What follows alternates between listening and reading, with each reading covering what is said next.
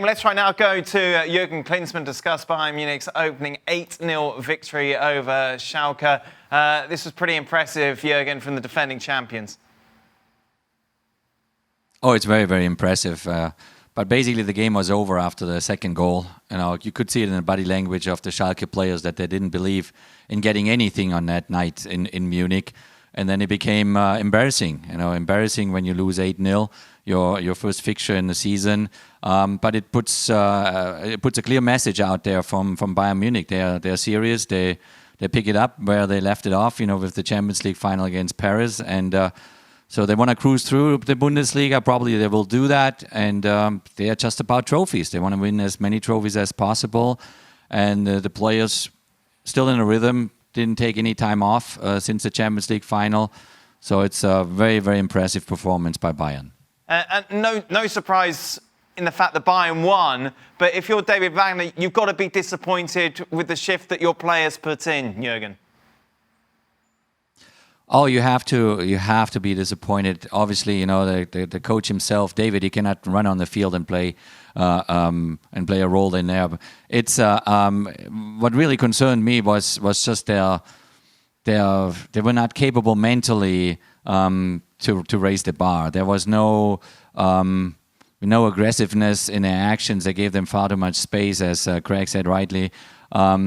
So when you're down 2-0, 3-0, 4-0, at least you got to have some fighting spirit out there, and start to do something. I don't know, get some yellow cards, do some ugly fouls, interrupt the rhythm of the opponent. But they didn't do anything. It could have been easily 10, 12-0 at the end of the day. So this is very, very concerning. It's a difficult time now for Schalke, obviously because of all the problems on and off the field. But if the problem's getting even bigger on the field, then that's not good news for Schalke. Jurgen, Serge Gnabry was a young boy at Arsenal, struggled a little bit, went on loan to West Brom, struggled a little bit.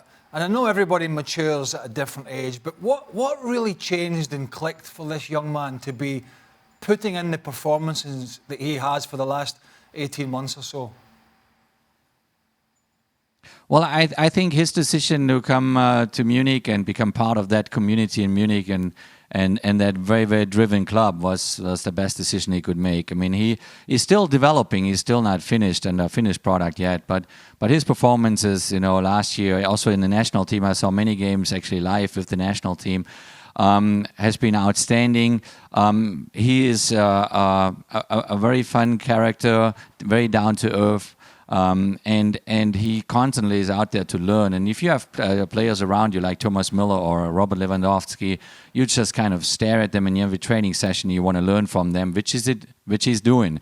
So there's a lot more to come from Gnabry. I think it's good news, obviously, for the German national team that has to find a way back, in the top 4 or 6 in the world after the disaster that happened in Russia with the World Cup. And Serge Gnabry is one of the big hopes for Germany.